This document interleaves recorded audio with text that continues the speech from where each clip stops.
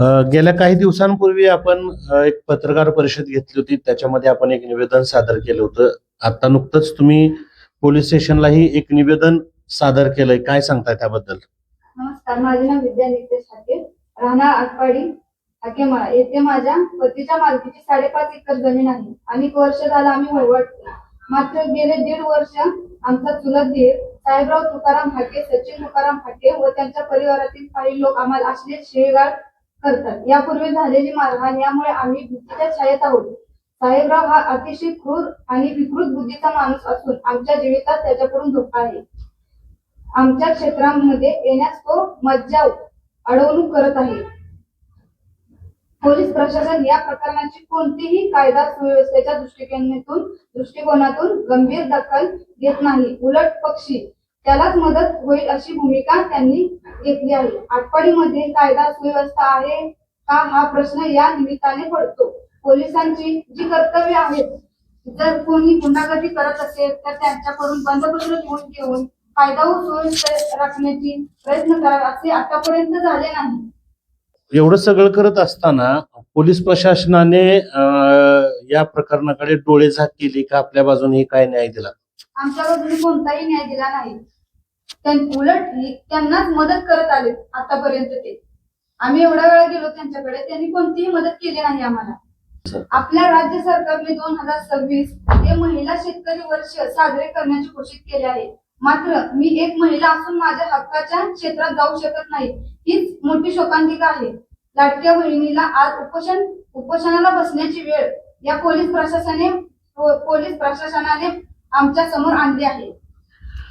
तुम्हाला वाटतं का की ही जी वेळ तुमच्यावर आलेली आहे, तुम्ही एकीकडे लाडकी बहीण म्हणताय, मग या लाडक्या बहिणीला न्याय मिळेल असं वाटतं का?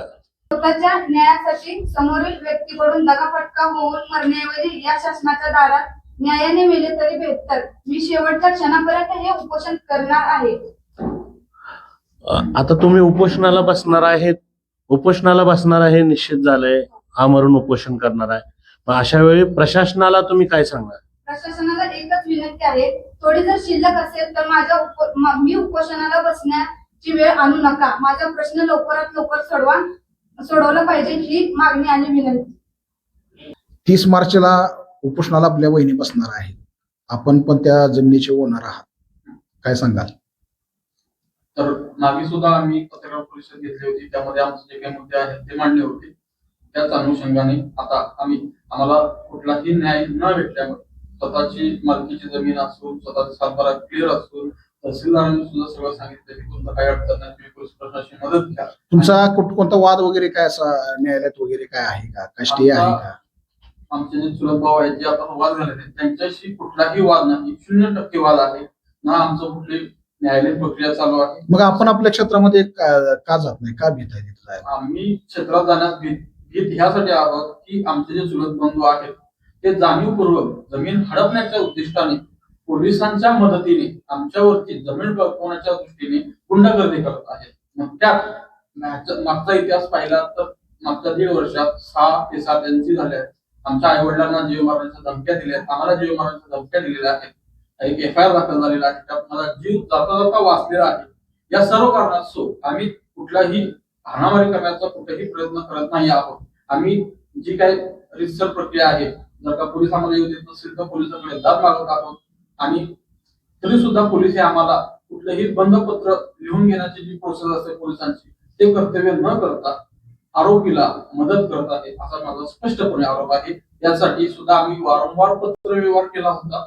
त्यासाठी सुद्धा त्याचं जे काही कागदपत्र असतात पोलिसांनी फॉलो करायला पाहिजे होते बंधपत्राचे, ते फॉलो न केल्यामुळे त्यांचे चुका झाल्या होत्या हे त्याचं निदर्शन आणून दिल्यानंतर सुद्धा आटपाडी पोलीस स्टेशनने वरिष्ठ कार्यालयाला चुकीची माहिती देऊन पोलीस प्रशासनाची दिशाभूल केली आहे.